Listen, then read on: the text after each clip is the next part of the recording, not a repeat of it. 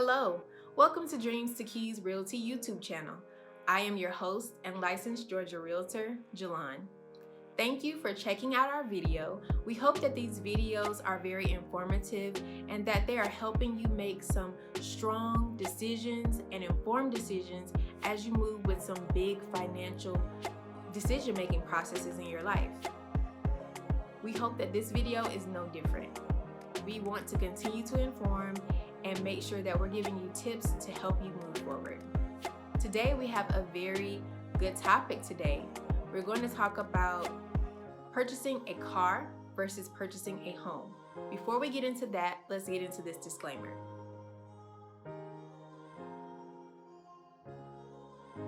Now that we have that out of the way, let's first talk about some things to consider before we even get into the purchase of a car or home. One thing to consider is to be honest with yourself. Make sure that you are really honest about where you are right now. Yes, we have goals and we have dreams and we have things that we want to accomplish for the future, but if you're currently looking for a car or home, you have to assess where you are in this moment. Also, make sure that you separate your needs from your wants. So if you need a car to get to work, but you want a home, make sure that you are getting the car you need at an affordable payment compared to getting the home right now. Make sure that you're getting your needs met before you look into getting your wants. Then, review your financial goals and portfolio with a financial advisor. We strongly suggest that before making either of these big financial decisions, that you discuss your financial goals and portfolio with someone who is an expert in these fields. We want you to be informed and not become house poor or be struggling to make your car payments. And lastly, we would suggest that you seek advice from those involved in your purchase. So there are a lot of people that could be involved in the purchase of your car or home. That could be family, friends, mentors, financial advisors, lenders, private lenders. It could be many people that you have to talk to make sure that each or both deals are successful for you.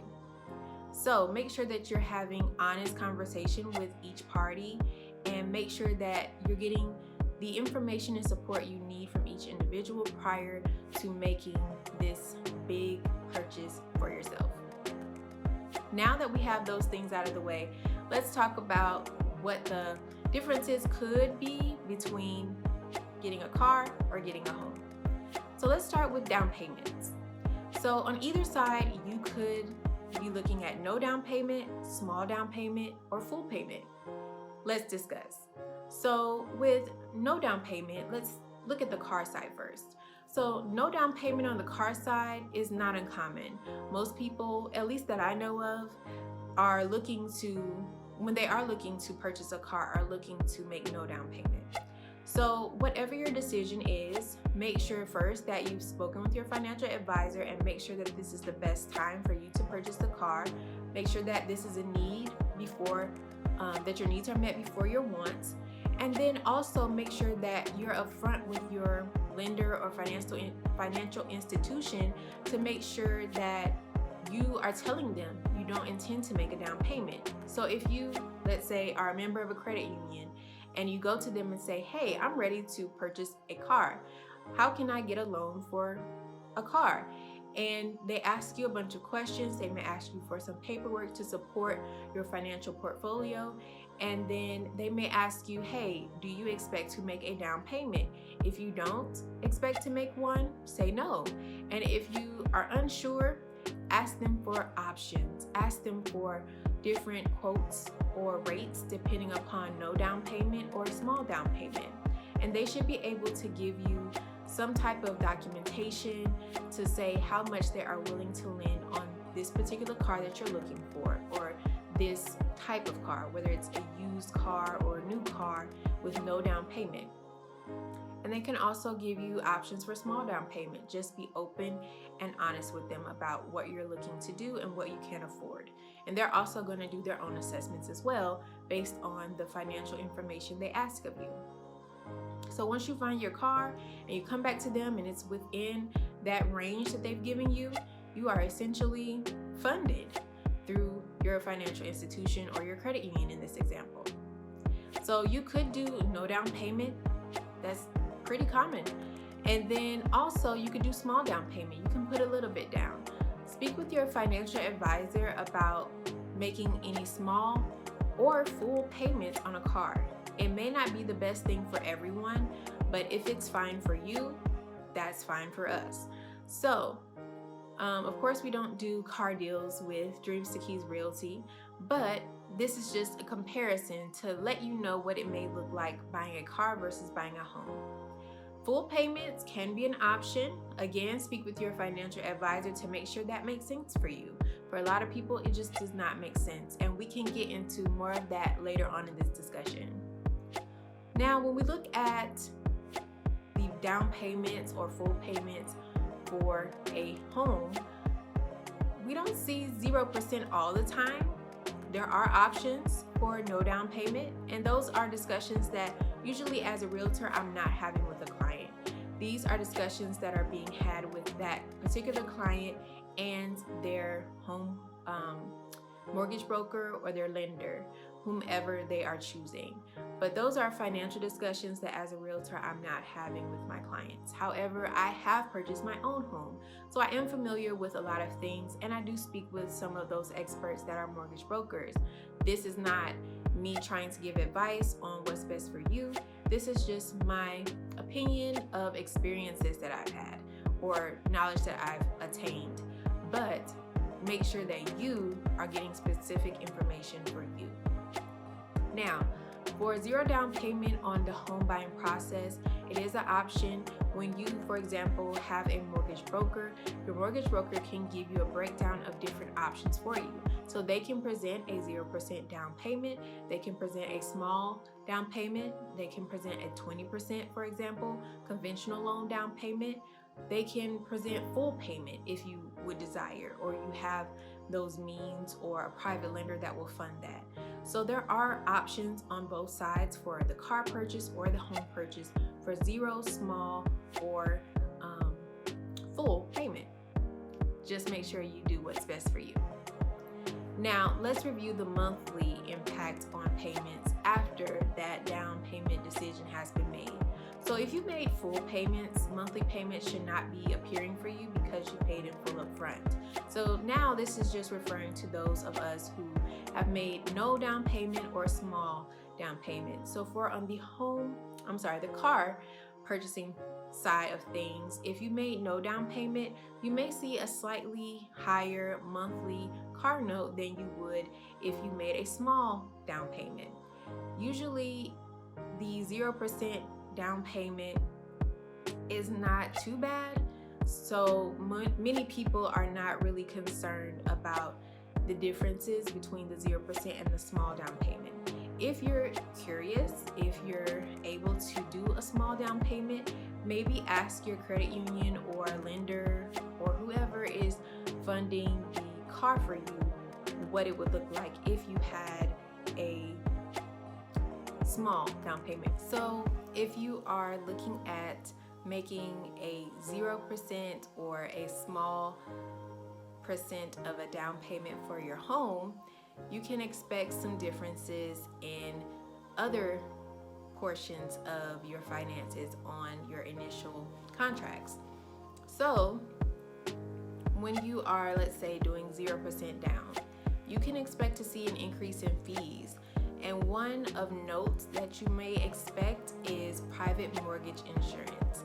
Private mortgage insurance is an insurance that's added to different deals when there is not enough put down up front to close the deal. So in conventional loans, usually if 20% down is not available or put down by the buyer, then you can see that private mortgage insurance is added on that deal. Now, that's not every case. There are other percentages where private mortgage insurance is not included.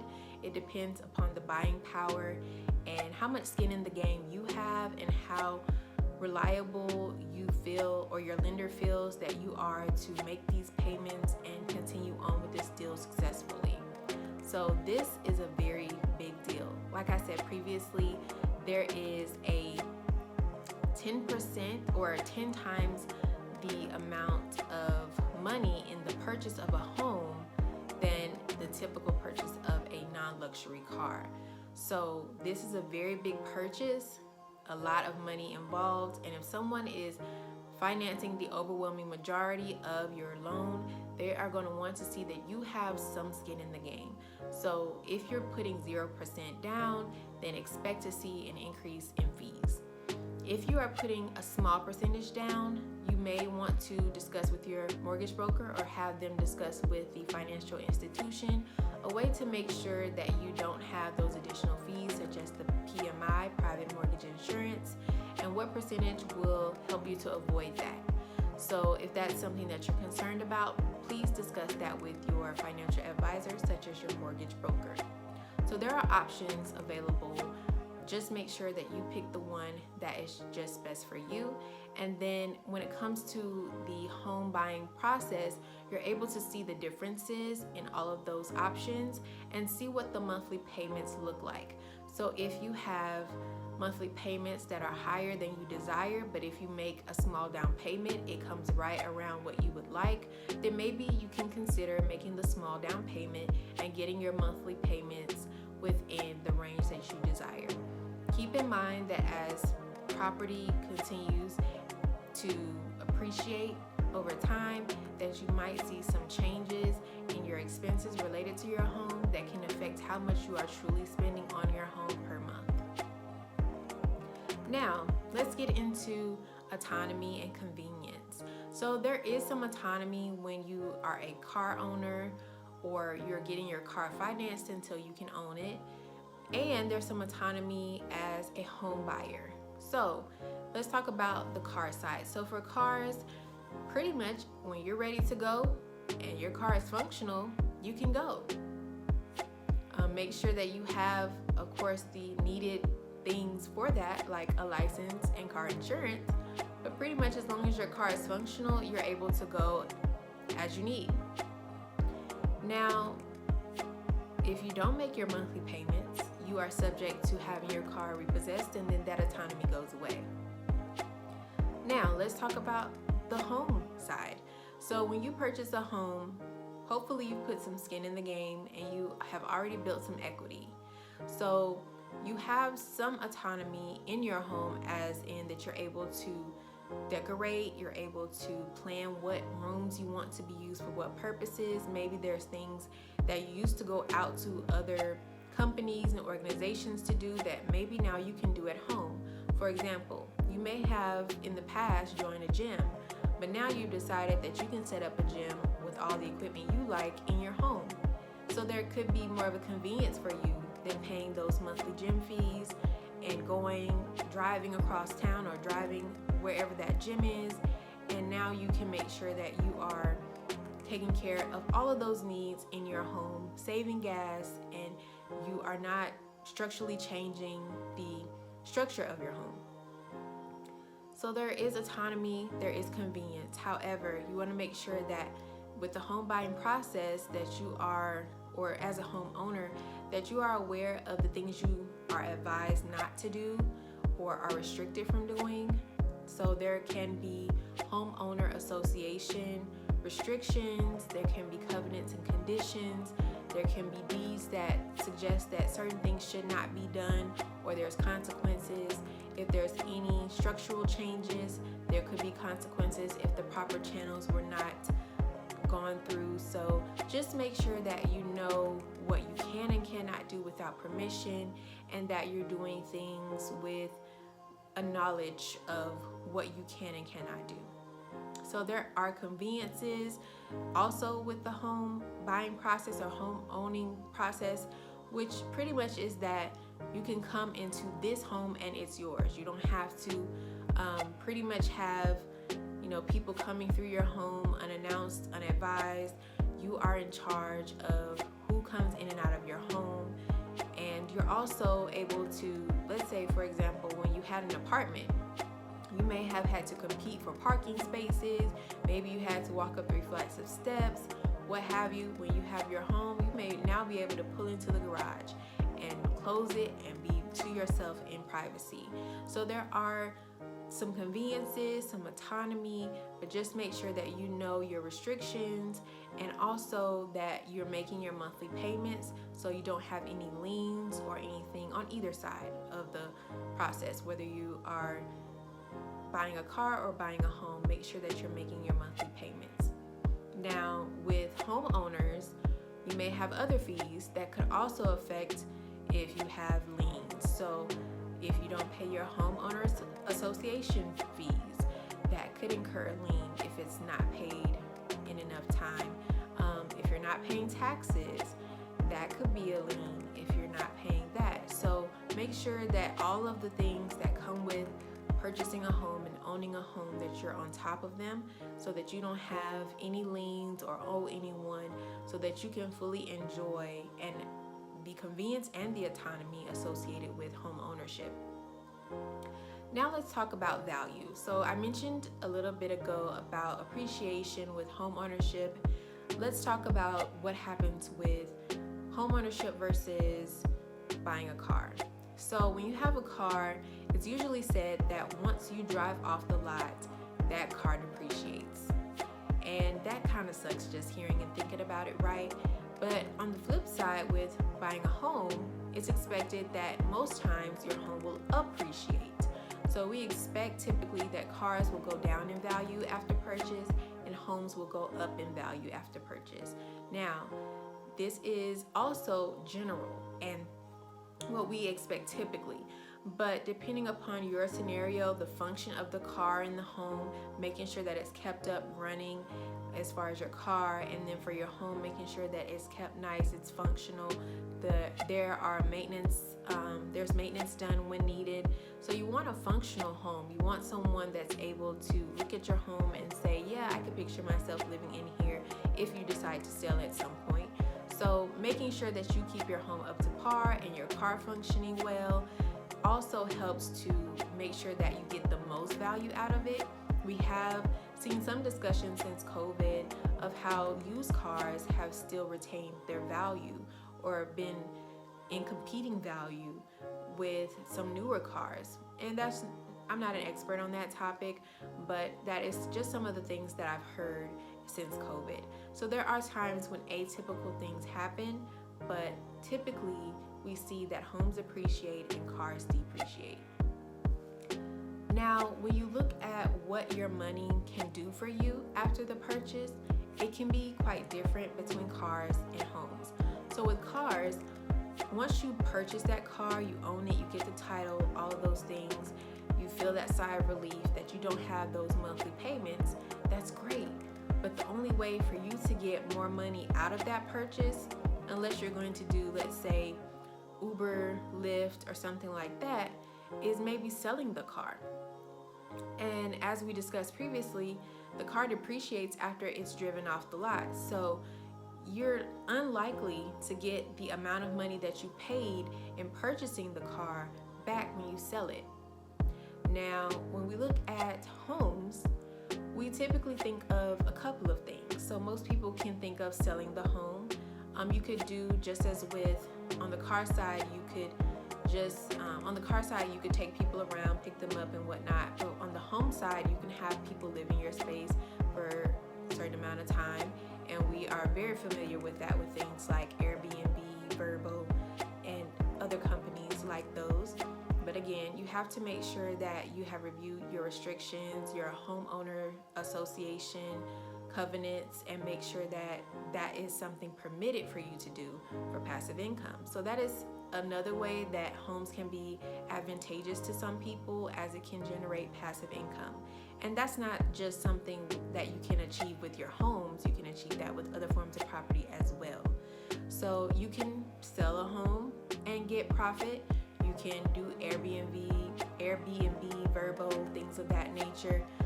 And you can also look at equity. So once you start making payments, whether it's the down payment or the monthly payments, you are putting more toward your mortgage payments, and not speaking of interest, but particularly the principal.